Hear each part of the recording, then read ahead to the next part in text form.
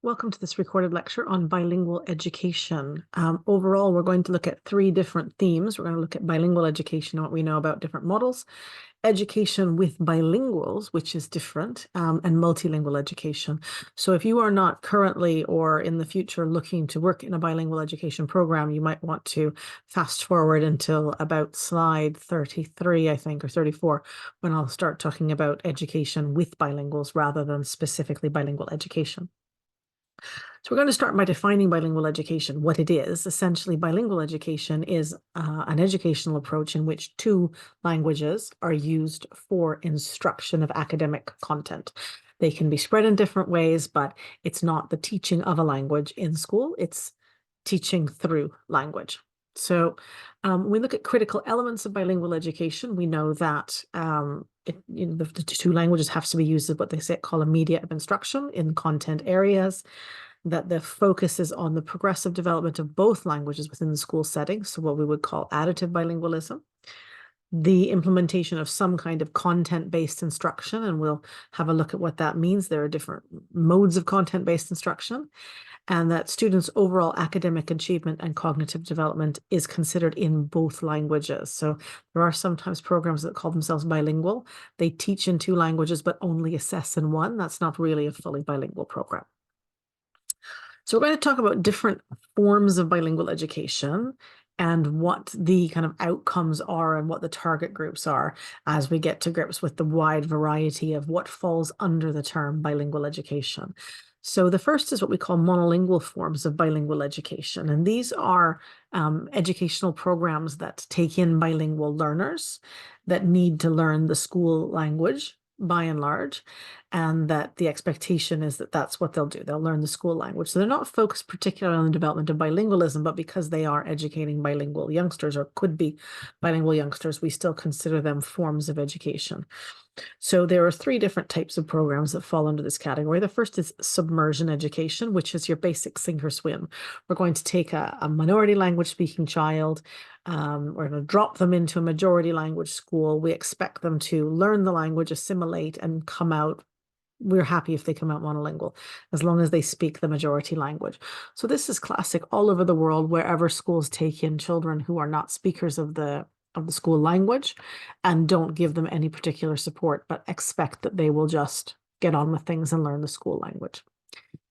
A modification of that is submersion with pullout. The goals are still the same. We want children to learn the majority language and assimilate. We're willing to give them a little bit of support along the way, so we might pull them out twice a week for language support. The third is what we call sheltered immersion. Sheltered immersion, it's mainly used in the United States. I do see it in some international schools, but I've not seen it as much in other countries. What it is where you take all of the children who are language learners and you put them in their own classes, and you teach them content in a diluted way to also give them time to learn the language. So you might have an EAL science class. And so they are learning science, but they're not learning all the science because they're all also learning English. And so it's immersion, but it's sheltered from the English-speaking children. But the goal is still that they will learn English as quickly as possible. Submersion, I've seen all over the world. Submersion with pullout varieties. These are really, really common approaches, particularly with immigrant and refugee children. But the ultimate goal of them is not to create children who are bilingual. It's just to help children learn the new majority language. Weak forms of bilingual education recognize that to a certain extent, the children's own languages are useful and valuable in their education in some way. And so they don't sideline them completely, but they also don't really focus on the development of them. So for transitional programs are quite common, for example, in certain African contexts where the children might go to school in what they call their mother tongue for the first 2 years or so, and then transfer to education in English or French or Portuguese, normally to the former colonial language. And so we're still moving children from the minority or lower status language to the majority language. And the goal is mainly assimilation and relative monolingualism. So they may still continue to use their own language outside school somewhat, but it's not supported at school. We do consider kind of mainstream language teaching as a very weak form of bilingual education. You have French 4 times a week and you're trying to learn French. The goal is kind of enrichment, but in a limited way, and the outcome is limited bilingualism. But here you can see this is majority language speakers. We also have a little category called separatist, which is very niche. And traditionally, when we talk about separatist, we're talking about particularly very often religious communities. So, for example, in Canada, there are large Hutterite communities. The Hutterites are historical immigrants from parts of Germany who came in the 19th and early 20th century to farm. They live in farm communes, and they educate their own children together in German. So they're minority language speakers. They educate in the minority language by choice. And the reason is that they want to stay autonomous from the majority, which is English. And so they achieve a limited bilingualism. Interestingly, kind of international schools, if you will, often fall under this category too. So a French school in Singapore is a kind of a separatist model. We're all going to educate the children here in French in order to conform to the French majority, and we will remain detached from the society. Or German international schools or British international schools, they have this also kind of separatist by design, and the children in those will by and large not learn the host country language very effectively, if at all. Then we move into stronger forms of bilingual education. The first being immersion, which we already talked about a bit. We take majority language children and teach them through the second language. The goals are for them to become fluently bilingual and biliterate. Maintenance or heritage language bilingual education models. We take minority language speaking children. The classroom is bilingual, but with an emphasis, especially in the early years, on the first language. Again, the goal is bilingualism and biliteracy. So, for example, in Canada, where you can get the government funding to open a bilingual school of your choice, you can see, for example, children from Urdu-speaking backgrounds going to Urdu English bilingual schools, or from Polish backgrounds going to Polish English bilingual schools. And the goal is for them to become fluent in both English and their own language. Two-way or dual language programs is an interesting little piece of kind of history of bilingual education here. A lot of people think that dual language programs are somehow fundamentally different from bilingual programs. And they're in fact not. And I know this from a conversation with Ophelia Garcia, who we were chatting about, what's the difference between bilingual and dual language and the status of bilingual programs in the United States. And she explained that essentially, at one point, kind of school systems in the United States were told to stop talking about bilingual education because they didn't have bilingual education, because they were not supposed to be doing bilingual education. And so rather than calling programs bilingual, they started calling them dual language, just as a workaround to not call them bilingual. And so a lot of people think that there's some kind of fundamental difference, but essentially it's just terminology that was created for a particular purpose. Two-way bilingual programs or dual language, however, are different. These are where we take equal numbers, more or less equal numbers, of minority and majority language speaking students. So say 12 Spanish speaking students and 12 English speaking students in the same classroom. And the goal is that they both learn each other's language and continue to develop their own. And so they both groups become bilingual and biliterate across those two languages. And then mainstream bilingual, we have majority language children learning two majority languages, and the goal is bilingualism and biliteracy. So that would be, for example, if in Belgium you could go to a Flemish and French speaking bilingual school, those are both majority languages in Belgium. And so all of these ones have the goal of bilingualism and biliteracy, even though the populations and the approaches are slightly different. So now we have all these kind of different models that we can talk about. We need to ask the big question is, do they work? And how do we know what factors may or may not influence success in any particular model?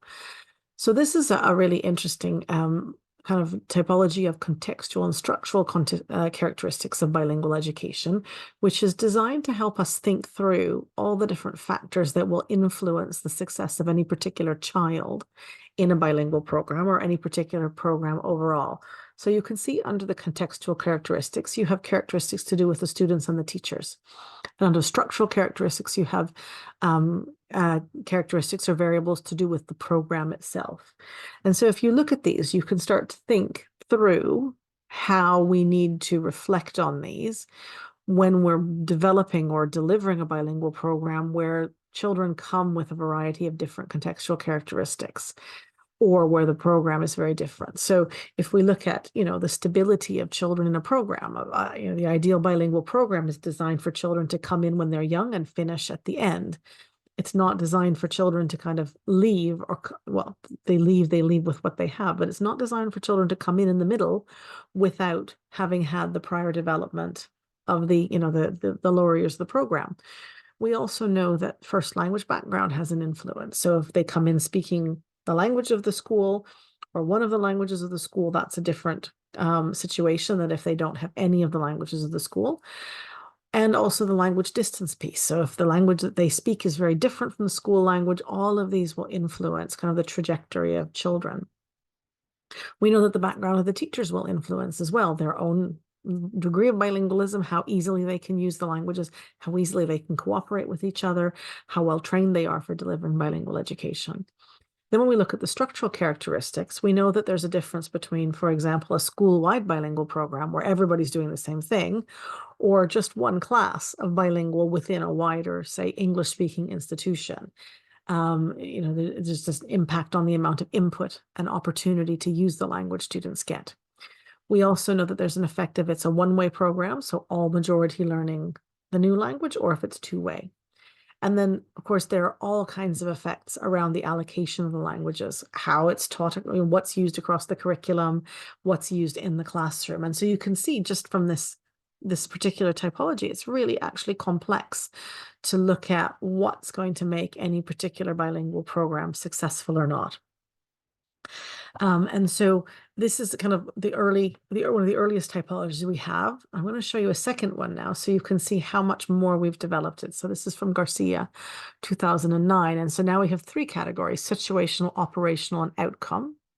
So situational is to do with the students and the location and the status of the languages and various factors. The operational factor is the program itself, and the outcome is what it's aiming for. And so it's really, really important when we are either developing or delivering or auditing a bilingual program to think through all of these factors. It's a lot of factors in terms of what the impact might be on our students, either positive or negative. So for example, if you're delivering a bilingual program and geographically the students cannot use that language outside school, they're not getting as much support. If geographically they can't use their own language outside school, they're not getting as much support either. So that's a really big thing to consider. The status of the languages is really important. We know that children and families will, by and large, be more successful at learning high status languages and less at learning low status languages. And we can't assume that a particular language has a high status simply because it's spoken in an area.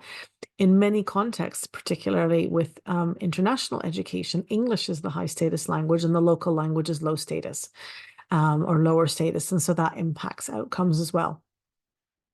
And then you look at the operational factors and you can see that it's curriculums, the subjects, literacy, materials, teachers, parental involvement, all of these pieces will impact how successful a program is. And so one of the things I get asked all the time is just tell us what's the right bilingual program for our school, or what's the best bilingual model. And when you look at all of these factors, you can see that it's a question that's not answerable. There is no one right bilingual model. It's about looking at the characteristics of your school, looking at the outcomes you're planning for, and thinking about what's best fit in your context. And so this is also one of the reasons why it's very, very difficult to research bilingual education, because so many of these variables can shift from school to school that we're no longer kind of comparing apples to apples. We're comparing apples to oranges. And so it's very complex. And so what we're going to be talking about is, what we have enough research about, but we always need to keep in mind that the models are never as straightforward as they seem to be on paper because of, the internal factors that go as well. So that's a lot of factors to think about. So what is each model based on? Each model is based on a planned approach to language use in the curriculum. Okay, so that's your plan. But there are lots of other things that influence impact, like how people actually use the language in the classroom, teachers and students, how people use language outside the classroom. And the other piece that we need to think about, this is a typology of curriculum representations. This is not specific to bilingual education, but it becomes more important to consider it as a feature of a bilingual program design. So our intended curriculum, the ideal, our vision of a bilingual curriculum, becomes our formal or written curriculum. This is how we lay out what we're going to do and in what languages and with what materials.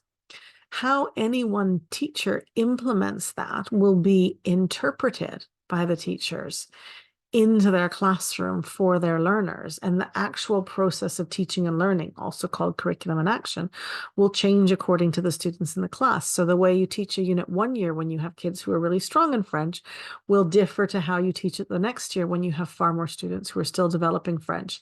So the curriculum we perceive we're going to implement is not the same as the curriculum that's actually implemented in any given classroom in any given year. And then we have the attained curriculum, which is the experiential side, what the students are experiencing, what they're tuning into, what they're engaging with, and what they're not, and therefore what they have learned. And you can see then through this that every level adds an area of challenge for bilingual programs. What we write down is for an ideal set of students with an ideal set of teachers in an ideal school. What's implemented is the best that our teachers can do with the best resources we can get with the children they have in their class. And then what the children experience is what they're interested in, what they want, what they tune in, what they tune out, and therefore what they learn. And so there can be a very stark difference in between the ideal intended curriculum and the experiential and learned curriculum of our children. So we're going to look now at the most common models, the ones that we have enough research about to kind of share some findings about what we know, and then think through what that might mean in terms of developing a program for a school or renewing a program for a school. So the first model that we have quite a lot of research on is what we call transitional bilingual education. And if you remember, transitional bilingual education is where we start teaching in the students' home languages, and then they're learning the new school language along the way, and then we shift to only the new school language. So this is a classic American model. Spanish-speaking children come in kindergarten, they're taught in Spanish from grade 1, they're taught in Spanish and English from grade whatever, they're taught only in English. So there's what we call early exit bilingual transitional, which is 1 to 2 years with their first language and then the majority. And there's late exit, so 5 to 6 years with the both languages before they exit to the majority only. What we know is that early exit transitional bilingual education is better than English only. So in the American context in particular, Spanish-speaking children who go to early exit programs have better academic results and better linguistic results than children who go to English only. Late exit, it gives the best results. So putting all of those children into a program where Spanish is taught and used throughout primary, while English is developed and then used as well, gives the best academic and linguistic results. Maintenance bilingual education is where we're keeping the first language going somewhat, but the goal is really to develop the second language. And so there may be some use of Spanish over a longer period of time, but not as much as of English, for example. And so what we see in these is that there's a low status first language that we're kind of using a little bit academically and socially, but the weight falls towards the second language in terms of most of the academic language and the social language, and it is high status. So maintenance bilingual education, we know, gives better results than L2 immersion only for minority language speakers, but their first language ends up still being weaker than the school language. Prestige or immersion bilingual education. So this is what the Canadian context of French immersion is. We take a high status L1, which is English. We add a high status L2, which is French, and the goal is for students to become bilingual. What we know about research in this context is that most students achieve reasonable proficiency in the second language, so in this context, French. Their level of accuracy will depend on the model and how much teaching of language is, and it has no negative effect on their first language. So overall, this is considered to be a really positive outcome for students. Far better than, just teaching them French twice a week. Two-way bilingual immersion. This is an example from a pilot project in Hamburg some years ago where they took 50% German speakers and 50% Turkish speakers, Turkish being a low-status minority language, German being the majority language. And both groups, the aim was for them to become bilingual in each other's languages. What we know from that research is that the second language learners of German, so the Turkish speakers learning German, reached native speaker levels in German. The German speakers did not reach the same levels in Turkish, but reached reasonable proficiency levels. And so this is a model that actually eliminates the classic disadvantage that language minority children have in education, where they end up with lower proficiency levels and lower academic outcomes. So this is a really strong model. The difficulty here is finding parents that want their children to learn a low-status minority language. And so there's been a real uptick in two-way bilingual immersion programs across the US as Spanish becomes more accepted, more commonly used. And so they take 50% English and 50% Spanish, and the outcomes are really good. But it's not always as easy to get the right kids in the classes for this model.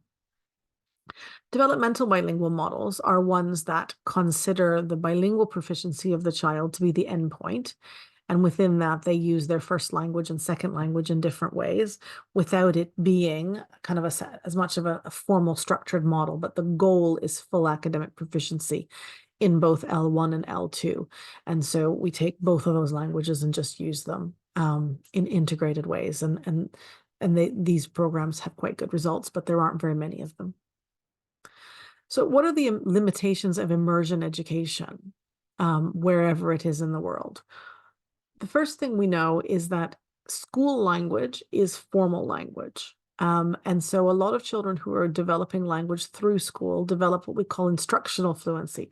They can talk about school, they can listen to instructions, they can give instructions, follow instructions, but they don't really develop the social language that they would if they were living in a context that required them to use that language.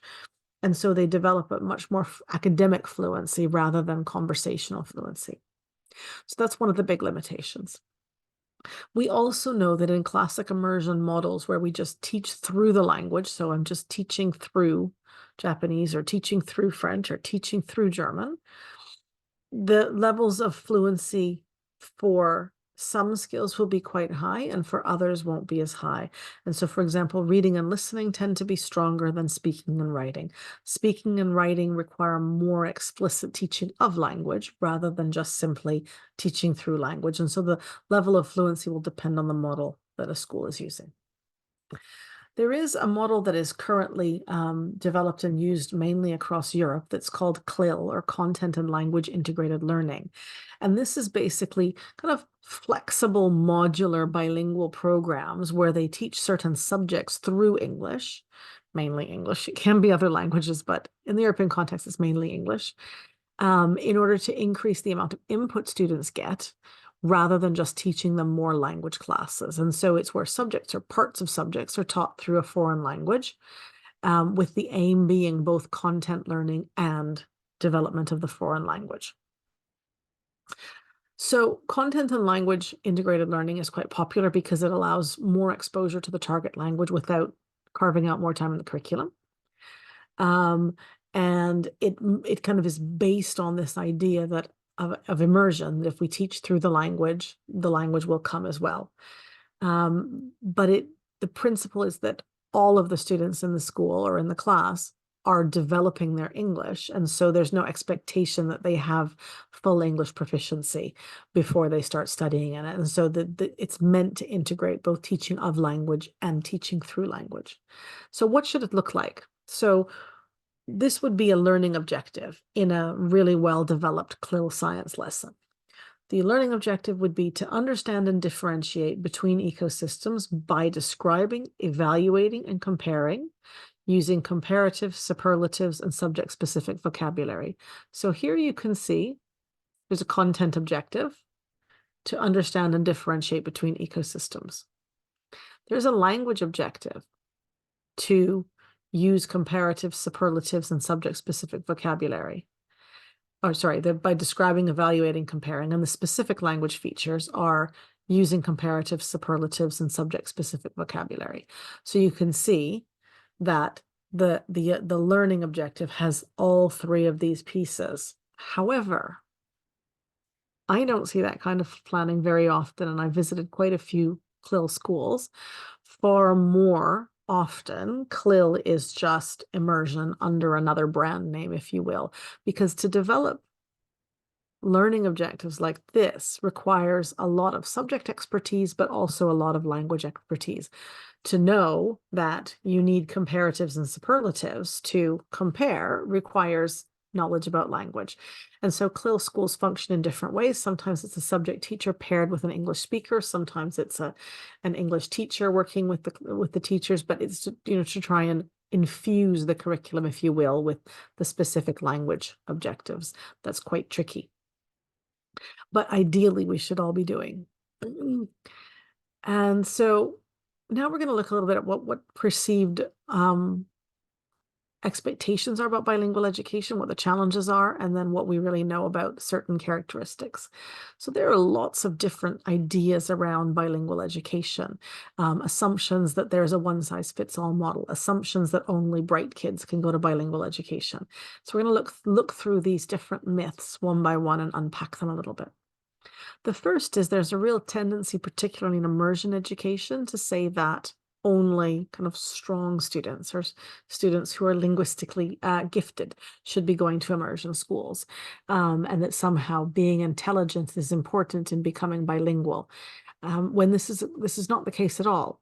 Any child can go to an immersion program or bilingual program and effectively learn language. The if, though, is if they're given the right support. And so where we do fall down is bilingual programs will take in children with specific learning needs and not have the ability to cater for them in the program, and then they will underperform. And so there's absolutely nothing to exclude any particular child with any particular profile from a bilingual or immersion program, insofar as the school can support whatever additional input, support, structuring they need to be successful. But we do know that becoming bilingual is not based on IQ. Children across the whole spectrum of IQ can and do become successfully bilingual. There is also just a real desire to find the perfect bilingual model that you can put anywhere. But what's really important to remember is that any bilingual model can be additive for some children and subtractive for others. So additive programs are the ones that will help children succeed educationally.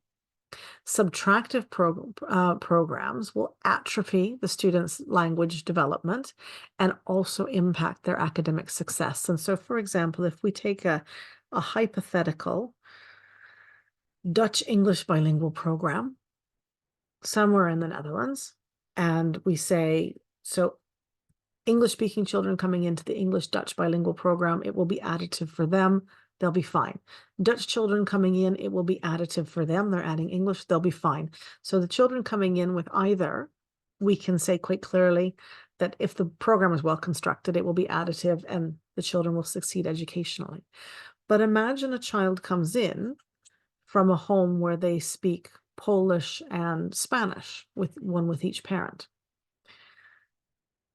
Is that bilingual Dutch-English program going to have an additive effect, and they'll just learn both English and Dutch in a halftime each? And are they going to continue to maintain and develop their own Spanish and Polish? Or is there going to be a negative effect on their home languages and therefore a negative effect on their development of Dutch and English and therefore academically? And so the program model itself is only additive for the children who are a good fit for the model. If children aren't a good fit, there's potential for it to be subtractive, and then we know those are where we have negative effects. And so this is really important in our planning of bilingual program to look at who's our target audience, and how do we make sure we do right by the children who aren't a good fit. There's also, this is a great headline I liked, this idea that bilingual education is for the middle classes, and that every middle class child should get the opportunity to learn a new language. So this is behind the rise in interest in immersion education across North America, and indeed across Europe as well. But yet we still undervalue the immigrant languages that children bring with them, and we try to replace them with other languages. And so it's not uncommon to see children with immigrant languages in bilingual programs trying to learn two other languages, with kind of the neglect and loss of their own language being the side effect of that. And so we need to recognize that all bilingualism is valuable, and that not all children need a bilingual program in order to become bilingual. So what do we know particularly about what we call language minoritized children? These are children whose language is in the minority, and whose educational experiences then are different. What do we know about them in schools? We know that when children are provided with education in their own language, these minority students perform better academically. So we know that the right thing to do for Turkish immigrants in Germany or in the Netherlands is to teach them in Turkish and German or Dutch, and they will do better. We know that one of the main variables in their achievement is how well they keep up their own language. So this is a quote around English language development, but we know from different contexts, the better their own language development, in particular towards literacy, the better their development of the school language. And finally, we know the strongest predictor of second language achievement is the amount of formal schooling children have had in their first language.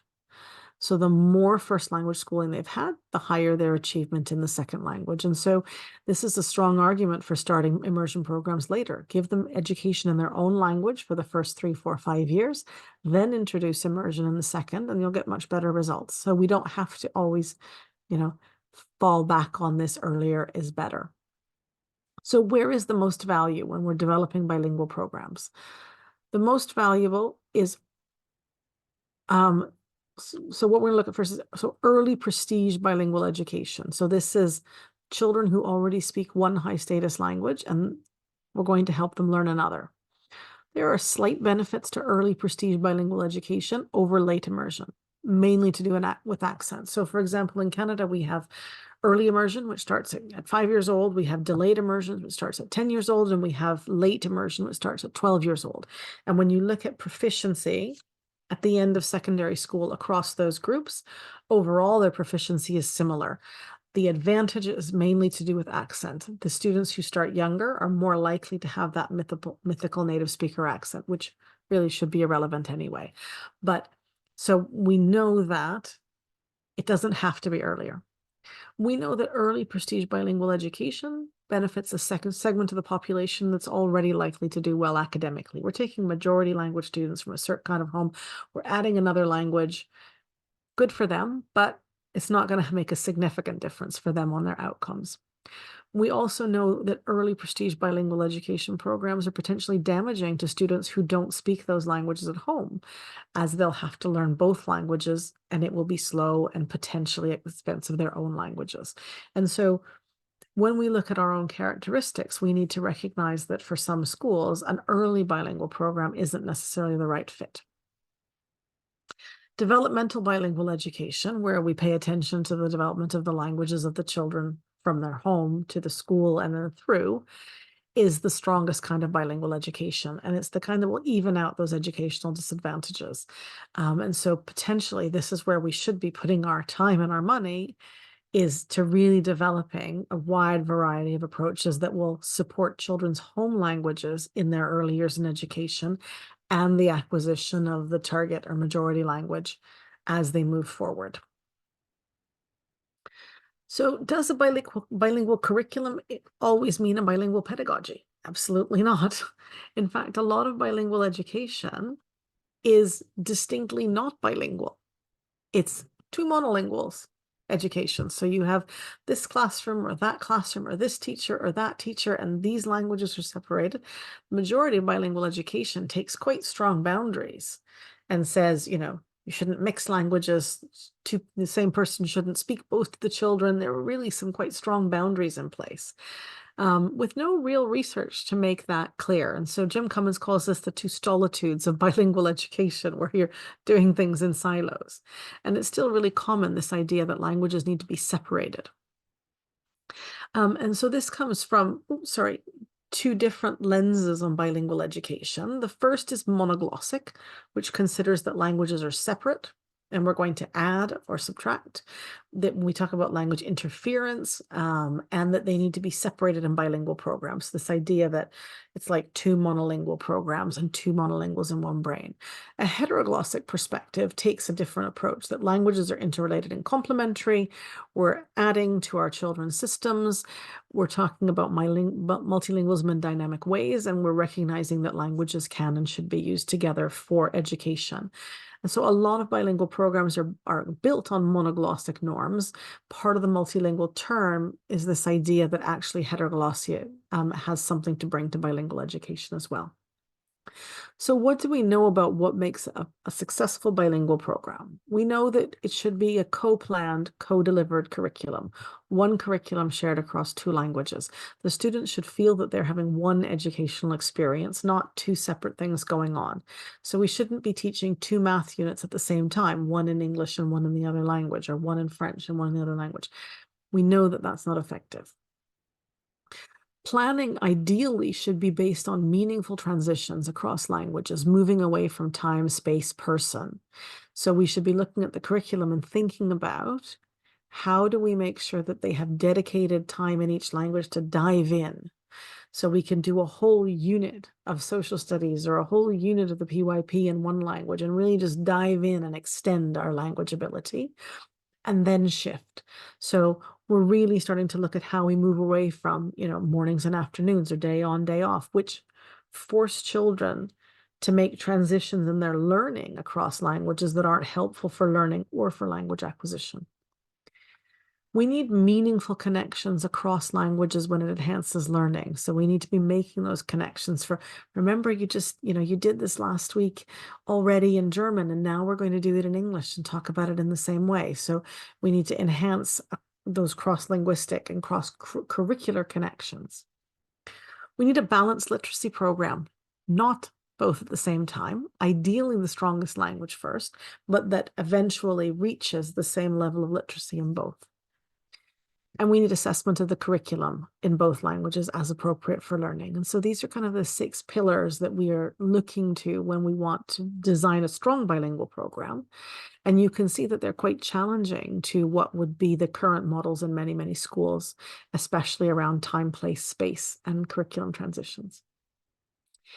So if you are working in a bilingual program or thinking about a bilingual program, it's really important to think about how we join the dots between our student profiles, who are our students, our program goals, what do we want for our program, and then what program would make that reasonable.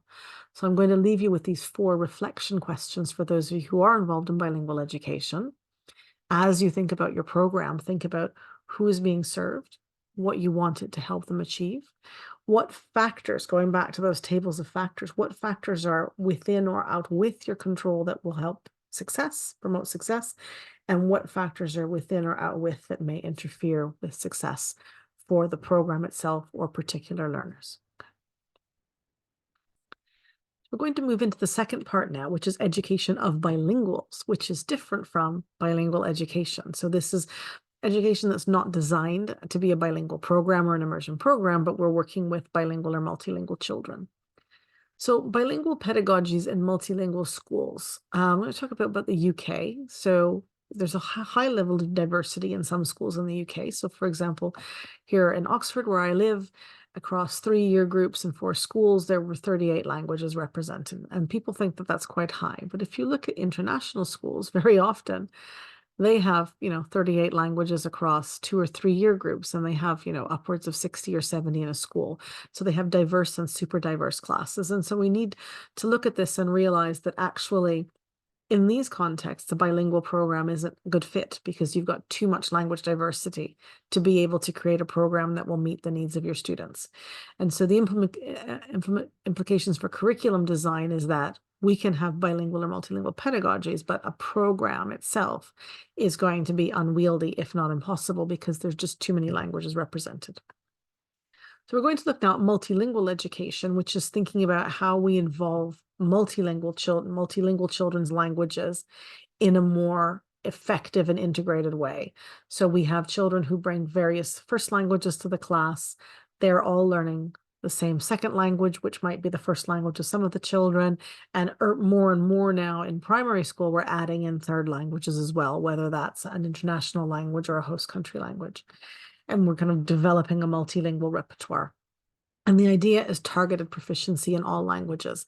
Actual programs that do this are very, very rare. Well, so rare that I don't think I've ever, I don't think I've ever really visited one.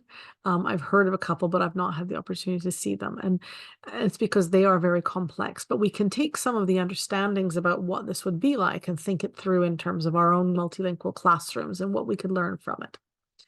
So we can, under the umbrella term bilingual or multilingual pedagogy, we have the practice of translanguaging, the pedagogy, which we're going to talk about now. It's important to recognize it's talked about under other kind of banners as well. So Fred Genesee and Elsie Hamayan have done a lot of work with what they call bridging across languages. Ernesto Macro has talked about pedagogical code switching. I will call it kind of multilingual pedagogies or translanguaging as a shorthand, but it's important to recognize that it's not describing one particular rigid practice. So the original definition from Wales is that translanguaging is the process of, or one of the original definitions, making meaning, shaping experiences, gaining understanding and knowledge from the use of two languages. I quite like this definition. It makes me feel quite inspired, but I also look at it and I think, as a teacher, how do I make that happen in the classroom? So I'm going to use a much more functional definition today, the planned and systematic use of two languages inside the same lesson by specifying and varying languages of input, processing, and output. I put processing in there. That's why it's in italics. The original definition doesn't have processing. And so this is going back to the original Welsh work on translanguaging, specifying and varying the languages of input and output. What do we know about this particular structure that can help us build classrooms that are more multilingual integrated, and what might the effect be? So there are kind of three different kinds of translanguaging that have been identified. Classroom translanguaging, both spontaneous and planned, and it's about pedagogy. Universal translanguaging, which is kind of the cognitive piece, contextual, how we live in bilingual or multilingual communities. And neurolinguistic is what's happening in the brain when people are moving across languages. And so the universal is more what we talked about in the first part, this idea of the unitary model of multilingualism. I'm going to talk specifically about the classroom now. So classroom translanguaging has two different kinds of aspects of it. The first is what we call serendipitous or spontaneous translanguaging, where teachers or peers just help each other. So unplanned scaffolding, you have two kids sitting together, they're both Russian speakers, one of them doesn't understand what the teacher says, so the other one explains to them quickly in Russian. It's that moment-to-moment meaning making that happens naturally. The second, which is the planned, is more the pedagogical piece where we look at how do we integrate students' languages into our learning in really effective ways that have meaning, that are not just kind of random. So we're designing to scaffold content or language. I'm going to show you just a couple of cycles. We're going to come back to this piece later on in the course with kind of a more extensive look about how we develop this as a pedagogy. But I'm just going to show you what it might look like if you have children who share a common first language versus children who don't. So imagine you're in a classroom and all of the children speak the same first language. And the language that you are teaching them through is English. So you have them all listen to a story in English. You put them in groups and they discuss what the story meant in their own language, and then they retell the story in English. And so you can see here, the processing is where they're using their own language, but because it's an English-speaking school, they're doing the listening and the speaking in English. And so it's quite straightforward when you have students who all share the first language to think about how do we make sure that they understand fully? How do we make sure that they have that scaffold to be able to retell effectively? Just building in that time and space, and then also recognizing that that discussion in their own language is really good for their own language development. In terms of multilingual classrooms where you have diverse first languages, you might have them all read something in their own language first. While they're reading, they're processing it by completing a guided graphic organizer in English. So you might have answer these 3 questions. You might have a timeline. You're giving them something that you want them to write their answers on in English. And the output is to use what they wrote on their guided graphic organizer to write a summary in English. So here we're making sure that everybody is still reading in their own language, that they understand fully, and then we're moving them through that cycle to be able to write about what they learned in English. And so this is actually based on the original work in Wales, but you can see you can cater to more diverse students in this way. And again, we'll come back to this later on in the course. So there are 4 principles for bilingual education. The first is, no matter if it's a bilingual education we're trying to do or just a bilingual pedagogy, we're striving for educational equity for all of our students. We're affirming their identities as emergent bilinguals. We're promoting additive bilingualism. We don't want them to lose their own language.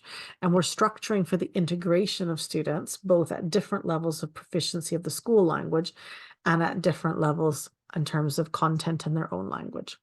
And so this is really what we're aiming for, whether we're a teacher in a bilingual or multilingual class using bilingual or multilingual pedagogies, or whether we're in a bilingual program. So I'd like you to consider now what all of this would mean in your teaching context. Is your context well served by a bilingual program? Or if you don't have one, what might that program look like if it's feasible? If it's not, what kinds of programs might be more useful for you, considering, this is my favorite Jim Cummins quote, that in fact, a lot of times when we're teaching through English, what we're doing is promoting monolingualism in English.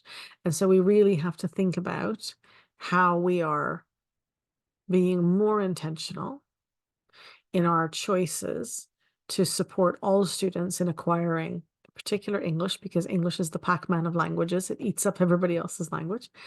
That we're recognizing that all forms of bilingualism are useful and beneficial, and we don't need to have every child in a bilingual program to acquire 2 new high status languages. That actually we can focus on the development of their own languages plus English rather than English plus something else. Okay, I'd like you to think about that in terms of your own context as well. A couple of things for you just to end off this module.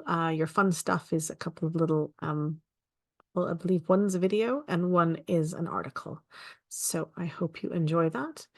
And in the next session, we're going to talk about literacy and biliteracy. Have a great day.